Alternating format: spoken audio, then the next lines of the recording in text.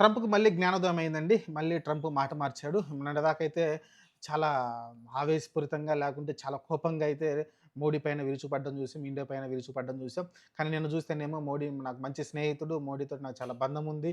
అలానే మీరు చూసుకుంటే అమెరికా, భా ఇండియా ఒక వాణిజ్య సంబంధాలు ఇంకా మెరుగుపడితే దానికి ఎలాంటి ఆటంకం లేదనైతే ఒక వైట్ హౌస్‌లో పెట్టిన మీడియా సమావేశంలో అయితే మళ్ళీ మాట్లాడుకొచ్చాడు. మోడీనైతే పొగడ్డం చూసాం.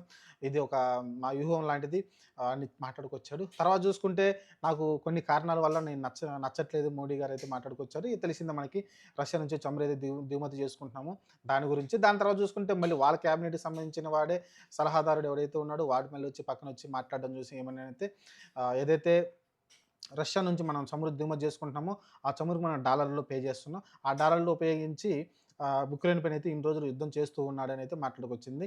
ఆ పిచ్చోడికి అర్థం కాదు చైనా నుంచే రష్యా నుంచి చైనా ఎక్కువ ఎగుమతి అంటే దిగుమతి చేసుకుంటుంది ముడి చమురనేది. మనం చాలా తక్కువ చేసుకుంటున్నాం. మనకంటే పోలిస్తే వాళ్ళు చాలా ఎక్కువ చేసుకుంటారు. అయినా వాడిపైనైతే ఎలాంటి ఆంక్షలు లేవు. వాడిపైన ఎలాంటి మాటలు మాట్లాడరు.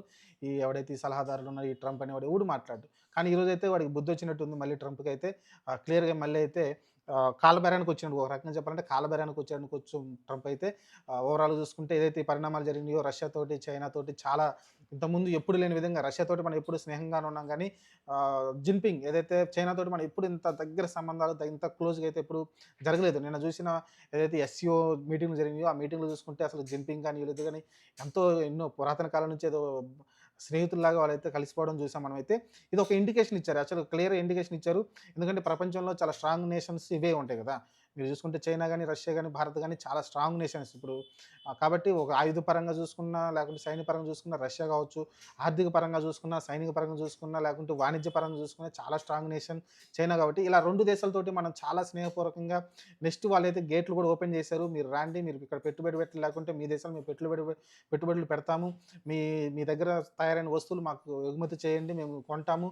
తక్కువ పన్నులు గూడా విధిస్తామనైతే వాళ్ళైతే హామీలు ఇవ్వడం చూసాం. దీనితోటి కంగు తిన్న ట్రంప్ అయితే ఎటు దిక్కుతోచని పరిస్థితి. అలానే ట్రంప్‌కి వాళ్ళ రాష్ట్రం, వాళ్ళ దేశంలోనే చాలామంది వ్యతిరేకంగా మాట్లాడడం చూసాం. మీడియా కావచ్చు ఇయన్నీ ట్రంపు తిక్క చేష్టల వల్ల ఈరోజు ఒక మంచి దేశాన్ని కోల్పోయామని వాళ్ళు గూడా మాట్లాడుతున్నారు. భారతదేశం లాంటి నమ్మకమైన దేశాన్ని మనం కోల్పోవడం మంచిది కాదనైతే మాట్లాడుకొచ్చారు వాళ్ళు గూడా. ఎందుకంటే పాకిస్తాన్ లాంటి వాళ్ళు ఇప్పుడు ఏ టైంలో ఏం చేస్తారో అర్థం కాదు మనకి.